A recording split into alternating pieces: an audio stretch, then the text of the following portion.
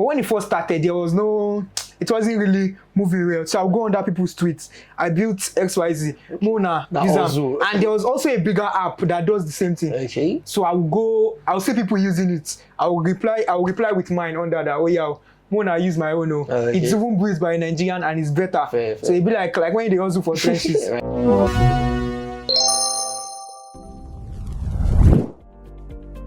Welcome to the 8th episode of Beyond the Classroom. As always, we're telling stories, we're inspiring tech careers, and these stories are told by amazing students.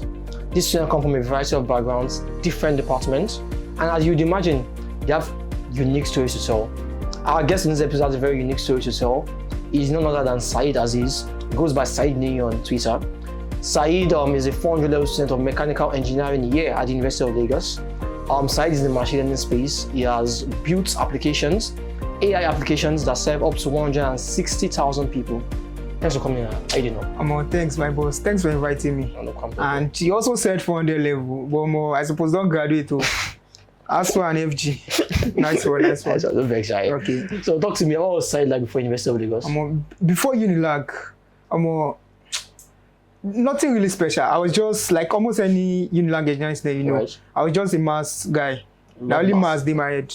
Maths, physics, chemistry. Right. I was just like a random for the maths? Kid. Maths, physics, chemistry for that maths. I was just a random kid who knows those subjects. Right. And that was what prompted me to pick Unilag and engineering. Right. So that was just me. And I was just I was a fun guy then, Sha. I know you're not a fun guy. Eyes don't red. Eyes don't red. Okay. That's crazy actually. Did you have any exposure to like code before University of Lagos? Before Unilag, no. But I had heard about coding because when I was in GS1, GS2, right. I had a friend, Abraham. Right, yeah. So we are planning to do robotics together, like as a GS2 boy. Yeah, we go do one. So we are planning to build a robot together. Really? So then I didn't have a phone. He also didn't have a phone. So we pick our parents' phone and search how to build a robot. Right. I think there was this site, instructables.com. Okay. Their results were always top then. Right. So we'll see the demands to build a robot. You see that you needed mechanical, electrical, and computer science. Okay. So that was like my first introduction to what computer science is all about. Okay. Yeah. So would you say it's like that was what also prompted you to study mechanical engineering? That's knowing that I need this thing to build a robot. Yes, because I mentioned earlier we needed 3 things. Right, yeah. According to the site house, electrical, mechanical, and computer science. For me then, computer science seemed very far because it wasn't something I was seeing people doing. Okay. Fair. Electrical and mechanical, at least mechanic in my area. Electrical, my uncle was an electrical engineer. Okay. So it was between electrical and mechanical for me to pick then. Okay. So I think I just picked mechanical because I knew people around me who were doing electrical. Yes, I said that these people know they build robots now. So maybe if I do mechanical, maybe I'll be closer because I didn't see people around me who studied electrical doing that. So as you do, so like I would imagine that you've built robots already now. It's been 6 years now. No, not really. And like life happens and dreams change. Yeah, dreams change. Fair enough. So since now you're in University of Lagos, right? Yes. How has your experience been with relation to your expectations? I think my expectations have changed. Okay. Like before I was thinking when I enter mechanical in year 3, I would only build one or 2 machines where they change the world. Right, yeah. But like this, it's not like that. Although I'm building stuff, but not in that line. Okay. Not in that line anymore. Okay. So it's not been bad. Okay. Talking about the line you are in now. Yes. You're in the machine learning space. Yes. At what point in your university phase did you start machine learning? Was it during the COVID break?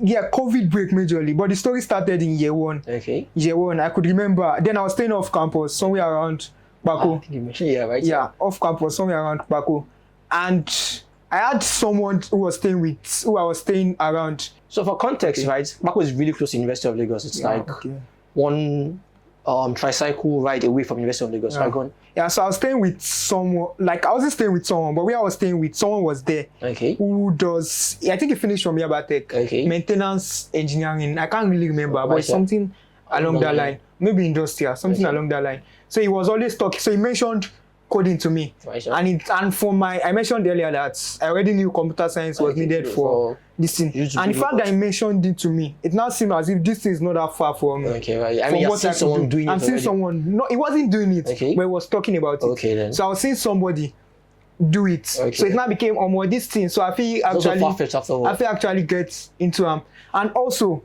somebody was with a laptop. And this guy Achinze, I know you should know Emmanuel Achinze. Right, he came and he typed one HTML stuff on the computer. It was basic HTML we typed. Sure. But then it looked waiting is that, and he opened the web page. I'm like, that's how you work. Yeah, so let's have it. Let's have it. Yeah, so it now became like this thing I was thinking that was somehow small now. I know, to your credits, I think that's something University of Lagos does to you. Yes. People doing this thing. Doing these things. I mean, you can actually do that. Go see this guy, they work for New York. This guy no special now. That's something we have to do too. So at that point, that's when you knew, okay, I can actually do this thing. I could actually do it. Then I was year one. That was year one. Right. And then I actually started then. Okay. And then I was using a small, at some point in my year one, I didn't have an Android phone. Right. But second semester, a phone came in. Okay. So I could remember registering for a course on EDX then. Right, yeah. University of Michigan Python course on EDX. Right, yeah. Then I started. Yes. Okay. I started the course then. Okay. And although I didn't go past 2 videos, but I started it then. Like that was my first experience with Python. And was that when you wrote your Hello World in Python? Hello World, yes. Okay. And DSC on your phone? Unilag, yes, on my phone. Okay. And DSC Unilag, they organized an event at FSS then too. Okay. I knew you invited Ifeanyi to your show. Right, yeah. Like, I know she was. Yeah, she was part of the organizers. At the point she was like a technical lead at GDSC at the point. Something like that. I could remember at FSS right, she was there. This guy, Geek Tutor came at some point. Yes, Victor Irenokpo. I think he was the one who took us then. Yeah, that was like my first exposure. And that was when I first heard about machine learning because that was what Victor was doing. So he mentioned machine learning. Okay. And me as a mechanical engineering student who had interest in robotics. That makes sense. And I didn't know what machine learning was, to be honest. But he mentioned mechanical learning. Okay. This is the I got now. Right, yeah. Yeah, so that was what made me add interest in machine learning. So suffice to say that you picked machine learning because you felt machine was related to electrical to mechanical, yes. Wow, that's interesting. All right, so you mentioned people that have come to the show. Yes. Ifeanyi has come, a couple of other guys. Yes. And something they keep talking about is community. Yeah. When you look at your journey, okay, how important has community been? Okay. In the Unilag space, there are many communities. Right, yeah. So anytime you go online, you are seeing somebody doing mass stuff. Like you are seeing people who have joined international companies for internship. You have to. You feel like. I think it also goes back to your point that. Yes. Because you're seeing somebody doing these things, yeah. You feel like you can actually. Yes, if you're Yinka was someone I had been seeing since year one. Right. Like also inspiration plenty go. That's so true. So yeah. So talking about the things you've built, right? I talked about it earlier on. You've built an application. Yes. A screenshotter app on Twitter, and it's used by over 160,000 people. Yes. So how does that feel like? It felt good. Like for a while after doing it, I think when I built it, I was at home. Right. Yeah. Once I came to school, people will be referencing it. And me now. So it felt good. Right, and like random people just be posting screenshots from the app. I just like didn't understand. I mean, that was me. So it felt good for me. It felt good. I mean, the moment you built it, did it blow up immediately? Did I? The moment you built it, didn't blow up immediately? It didn't blow up at first. Right, yeah. But like I kept on testing it. I remember when I built it, I had to message everybody on WhatsApp that Mona, because it looked like it had potential. Right, yeah. Mona helped me push this thing. But when it first started, it wasn't really moving well. So I'll go under people's tweets. I built XYZ. Mona, and there was also a bigger app that does the same thing. Okay. So I'll see people using it. I'll reply with mine under that. Mona use my own. It's even built by a Nigerian and it's better. Fair. So it'd be like when they also for trenches. Right, yeah. So it didn't blow up immediately. But at some point it just picked up. And it even passed what I was expecting. Because I didn't expect it to get to that level at all. So if I'm right, this was like just your fun projects. You just want you're just out here, you can do machine learning, you're not being an AI bot that can do this thing. Yes. Was it like when you were building it, was your intention to have something that big or like you were just having fun? It's not really an AI bot, it's just a normal Python. It doesn't use AI at all in it. So there was this, can I mention Picasso Me? Okay. It's a bigger bot. Right, yeah. So I was like, it's something I was intrigued by that. How does this thing work? Okay. I think it was on a Friday. I was just saying, let me try to do these things. to do this, to try to create something like this. There's this Python package called Pillow. Okay. I knew Pillow was used to handle image. Like I've seen it before, but I've not worked on it before. Okay. I just started Googling how to do so with Pillow. From there, I create from a square, create a square in Pillow. How to write in a square in Pillow. Okay. How to paste an image in Pillow. From there, I just started trying to create a tweet, a tweet picture. Okay. So from there, I just pick up the tweet on pick up the tweets, and I just from there it just became a normal. That's really nice. App. I know you're also a football fan. You support Manchester City. All those new people that support Manchester City, and you love machine learning. Yes. Now you've built something that combines your love for football with artificial intelligence in FPL_AI. Yeah. So I want to touch on that, but before we touch on that, let's go on a quick break. This video is sponsored by ClassroomIO. ClassroomIO is an open source learning management system for small and medium-sized bootcamps to fully set up a customizable online teaching platform. If you have students and you want to teach them anything online, the best way to quickly get started is ClassroomIO. You can create courses, invite your students, give your students assignments, and create those assignments with AI and many more features. Check them out at ClassroomIO.com. Welcome back. Before we went on the break, I was going to talk about the FPL AI, where you have an AI thing that makes future predictions for Fantasy Premier League. Talk to me about the project. Okay, so I'm a football fan. I'm a Man City fan. And I have to make reference to the fact that I'm a Man City fan. Four Premier League titles. And I have to make reference to the fact that we have Arsenal fans in the studio. So shout out to them. And an Arsenal fan will be watching this. Shout out to you too. Shout out to you too. Okay, so Alright, go on. So I like football basically. Right, yeah. And I just thought of a way I just thought of a way to use FPL and AI. And I must also add that I've seen someone do that on Twitter. There's an account, I can't remember the guy's Andrew, but I saw an account do FPL and AI, and I was posting about it even at a blog. So I was just like, I'm on a good project idea, BD. So I just said, let me look how possible it is for me to do it. So the first problem was data. So I had to search for data. I Google searched data, FPL data, then it took me to a GitHub page. Vastav, I think that's the owner of the GitHub page. Anyway, data from 2015. Okay, wow. On FPL. So I started to be building. So the way the app works is every game week I make predictions and I tweet about it on Twitter. So it's almost like the account using artificial intelligence, they're dropping insights on what you think will happen in the next game week. Like I'm predicting points for every game week. There's captain picks, top midfielders, top goalkeepers for that game week, and you can follow the handle at FPL_AI. Oh, that's nice. Although next season we are going to be bigger and better. We're working on some stuff. Oh, that's amazing. So amazing. I'm not a big fan of FPL. Okay. Nah. I like 3 seasons ago I just stopped playing. Is that you're not a big fan or you don't do well? I don't do well, that's it. I don't do well. I just realized, okay, I'm not, this is not for me. It's not mine, okay. It's okay. Alright, so there's something that happens a lot in the machine learning space. So first of all, there's this stereotype, or not even stereotype, there's an idea that people have about machine learning that the barrier entry is extremely high, getting that first job. What do you think about that? I think it's right to an extent that PhD, because there are some companies that if you check OpenAI now, if you check OpenAI or Google, most of their machine learning guys they have PhD. Even an internship role, are you a master's PhD, they have some experience, But although there are some companies, I have like friends who work in top companies, maybe not Fortune 500 companies, but they also have good jobs and they earn very well. So the fact that the barrier to enter is high, that shouldn't stop you from doing it at some point. And I'm still a young guy. In the next 5 years, I feel one PhD. Please see me for Google, hopefully. You never can tell. So fair.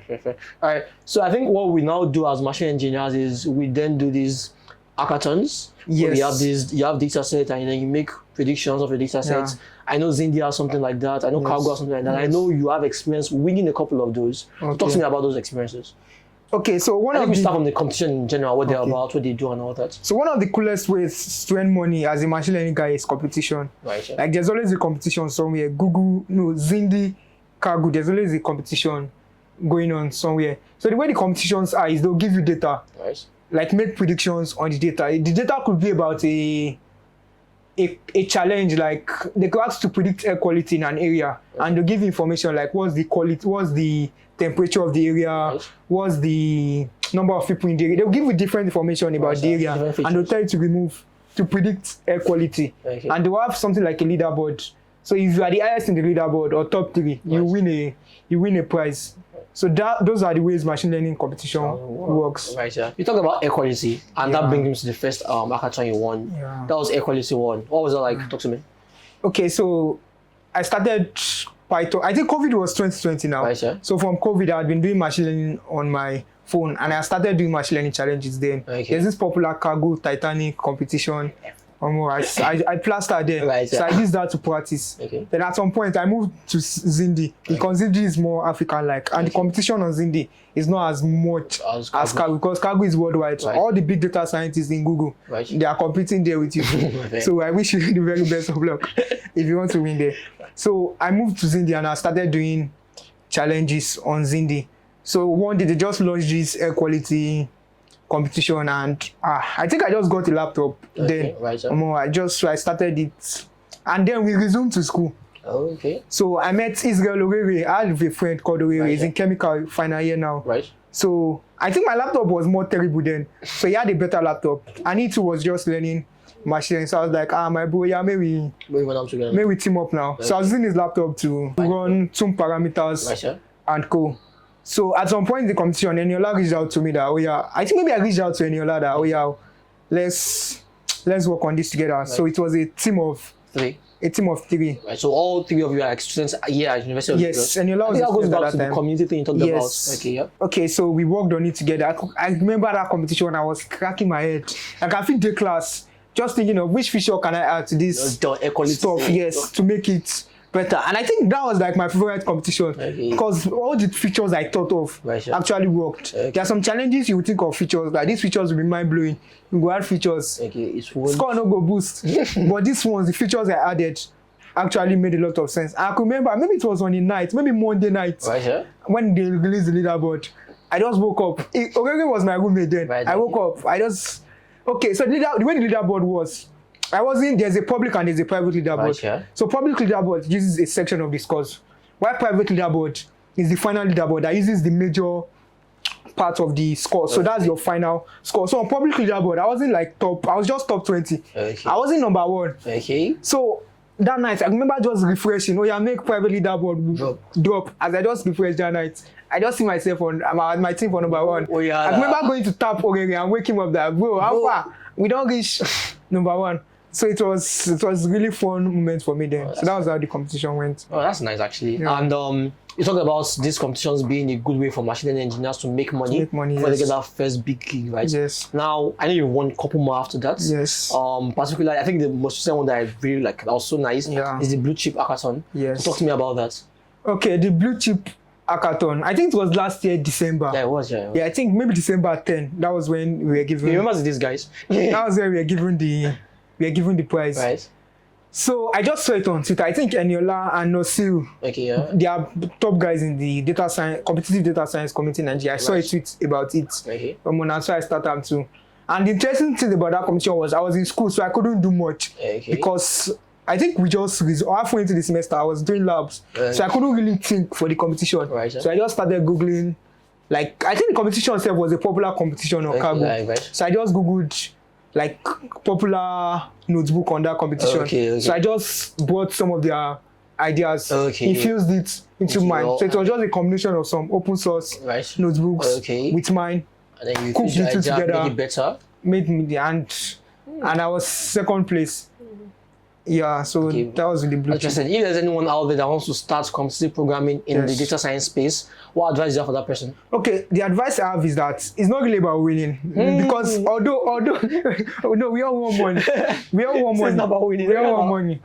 We all want money, but like what we've been talking, you focus on winning, like on the ones that have won. But like it's more about the learning process. Once you start one, you feel be last for that one. But like the boys tried. You will see people you tried. You will see people's notebook, people that did well. You see their ideas. What this guy had. So you pick from it. You do another one.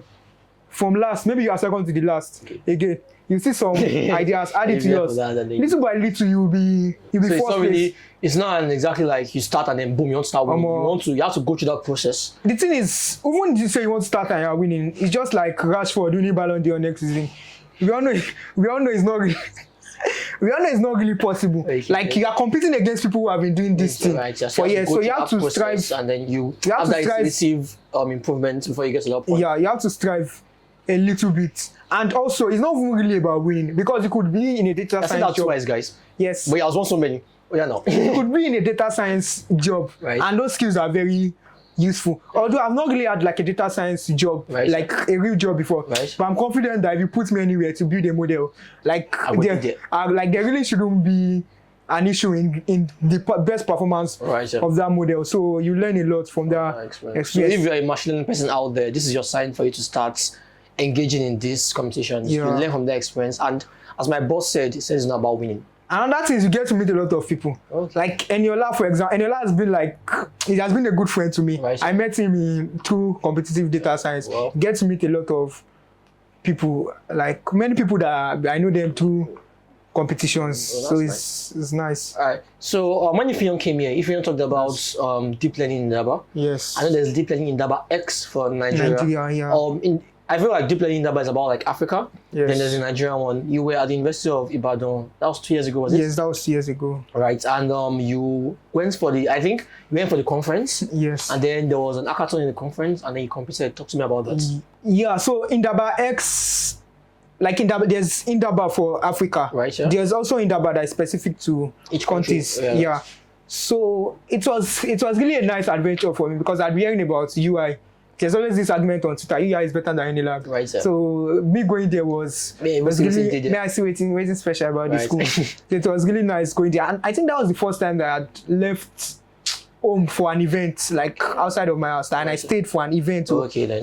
So about the hackathon, I think they So did just to work clear, the hackathon was a subset of the event. Like was an a subset activity of the during event. Yes. So the event was plenty researchers in Nigeria Right. will talk about their work. There was a poster session where people will present their research Work. projects. So the hackathon is just like a small section of the event. Right. So the hackathon, I really can't remember what the hackathon was about, but I knew it was hosted on Kaggle. Okay. And we competed, I think we had like 5, maybe the top 5 were Unilag students. Oh wow. So it was you really fun. take pride in the fact that you went to UI and you And dominated we them. dominated them. Yeah, no. Yeah, we dominated them. And almost all the top guys from Nigeria were there. I don't know, maybe because they didn't take it Seriously? serious like that. But remember me, 1, 2, 3. Eniola was first, I was second. Anthony, Right, sure. Anthony, he finished from Unilag Systems. Right, sure. He was top too. Okay. So You in a plaster. plaster. Right. Plaster. So still talking about ways you can make money as a machine learning Yes. engineer before you get that first big role, right? Yes. I know you write technical articles. I've read a Yes. couple of them and they're amazing. And I think this goes back to the fact that the same way you were able to get open source notebooks to help Yes. you're really intentional about helping others. Yeah. Right? Yeah. So anytime I feel like almost every now and then when you figure out something nice, or when you have these projects, you want to write about that project. So talk to me about technical writing. How did you get into it? And what's mind blowing to me is that you write for Free Code Camp. For context, Free Code Camp is that place where you want to have like, if you need the resource on anything in the computer science space, you want to go to Free Code Camp, right? And then you write for Free Code Camp. How did that come to be? And talk to me about Okay, that. so my inspiration, Salim is one of my inspiration in I beg now. technical writing because Salim they writes fire. So I can't whine me for you. so thinking about other ways to make money from outside of machine learning. Right, sir. So that was one of my main inspiration Okay. to go into technical writing. Before I got into technical writing, I used to think of myself that writing shouldn't be that hard for me if I wanted to do it here. So I had put some ideas in my head that I felt I've not seen people write or talk about them Right. a lot. So I just said, let me start writing about them. I started with Ashnode. Okay. So I'll just write something. I'll give Salim to review, give other people to review for me. Right. Then I'll publish it on Ashnode. So people were not like, this Ashnode you're writing about, like it's limited. Okay. Because it's just me trying to push my work. Crazy, yeah. Free Code Camp is like a big platform. Yeah, I think they have like 800 plus followers, 1,000 followers. So if I can just write for them Okay. and they help me push it, although they don't pay, Right, but at least my article is getting viewed by more people. People from- more people I'm helping more people. My profile is getting out there. I can easily reference that I write for Free Code Camp.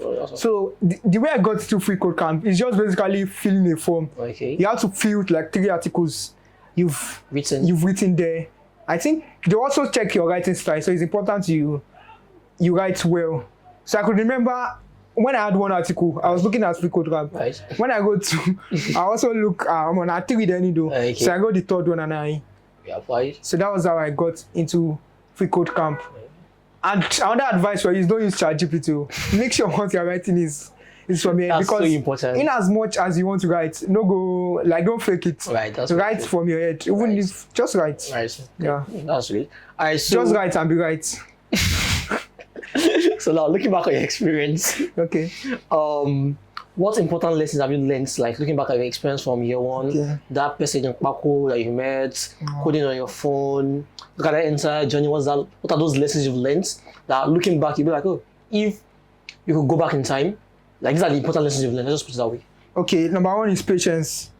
Many people want to start machine learning, data science. The questions they're asking is how soon can you make money? My brother, chill. Like you can start and actually make money in 6 months. Right, yeah. But I don't think life really works That way. that way. So you have to do the diligence. work. And I feel like if you get into it at some point, the journey is more interesting than the money. Johnny is just Although I'm not sure I believe that, but like the journey is more important than the money, because when you're 6 months in, like the learning experience will be so interesting that you won't even remember that you're not making money like that. I would.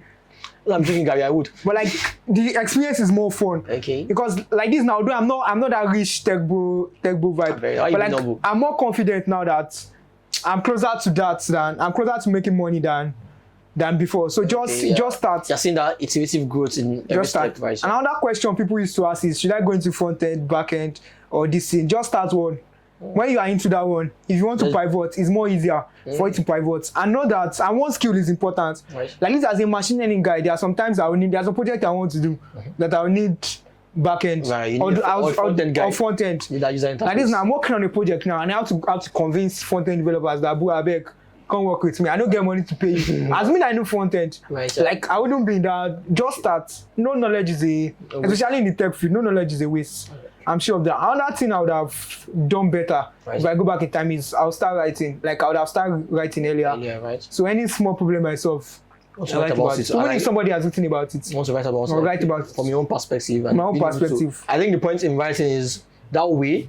The same way when I have a problem, the first thing I do is I look up online. Has anyone done anything about that? You want to be, when people search up that problem, Yes. and someone has that same problem in the future, you want your article to pop up. And if you're helping person that doing your bits already. Yeah. So I'm getting towards the end, but I have some quick fire questions for you. You're an AI guy. Yes. Do you think AI will replace humans? Not really. There's not everything AI can do. Okay. Although AI will take up a lot of jobs, even some software jobs. Like AI will take up a lot of jobs, but no. Humans are still important in the field. Although I would advise to get into AI, because like you shouldn't be the one that AI is replacing. You should be the one building be the one replacing people. Right. Alright, so mental health is such an important topic in this space. What do you do when you just want to chill? Maybe just like for self-care, what do you do? For self-care? Yeah. I have a couple of, if you was like he watches anime, do you watch anime? No, I've only watched one anime. And it was interesting, though. Like it wasn't as, because normally there's this stereotype that like why they watch cartoon. Go and rest. But I watched AOT. Okay. Attack on Titans. I didn't finish it, but like the storyline was amazing. The twist in the story, I really enjoyed it. But I feel like my favorite anime now is I've got to the point where I've talked about it in a bad light so much that I cannot afford to like it. Yeah, okay. But have you tried watching? I can't afford that. I know if I feel like I would like it when I watch it. I don't want to like it.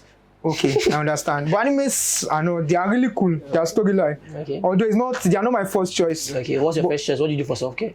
Self-care, mommy, I just open Twitter, sleep, and I make sure I rest a lot. Like there could be a lot of tasks that I have to do. I'll make sure that My first sleep first. I will rest very well. When I'm working, I'm working hard. Okay. While when I'm resting, You're resting hard. I'm resting very well. Resting hard sounds source. Right. Alright, so finally, Yes. looking back at your journey, if there's anything you could change, what would it be? If there's anything that could change, or more, I can't really say change because I'm still in that journey. Okay. So I will apply. Like one thing I plan to add to my life is I'll start applying for jobs active. Always active. Like apply to like 100 jobs a day. May I come up for 20? I still stay in any joke. I won't come up for any joke. So I will apply for jobs a lot. Right. And I also talked about writing. Like I plan on writing more, and I plan on speaking. Like I'm a really shy person. So I want to speak more. I know Salim speaks at. That's not evidence that you're shy, actually. Yeah? I've had so much experience. I don't think you're shy. I am actually. Yeah. Although when I'm in my comfort zone, I'm a noise maker in my comfort zone. Right, yeah. But like if I'm in a new space, I'm actually very shy. Okay. And also public speaking. I know Salim speaks for data fair. Like at data fairs, any event they are doing, Salim will pitch something to do. So I want to do that a lot more. Okay. Speak. Also make new friends, meet new people. Right, yeah. I think there are many things, but they are just not coming to my head at this. That's good. At this moment. Thank you very much for coming. Okay. It's been amazing talking with you. I like the fact that you've shared your story. Yeah. Okay. So one thing I want to add is that like, if you are learning anything and you want to build project, please try to make your project unique.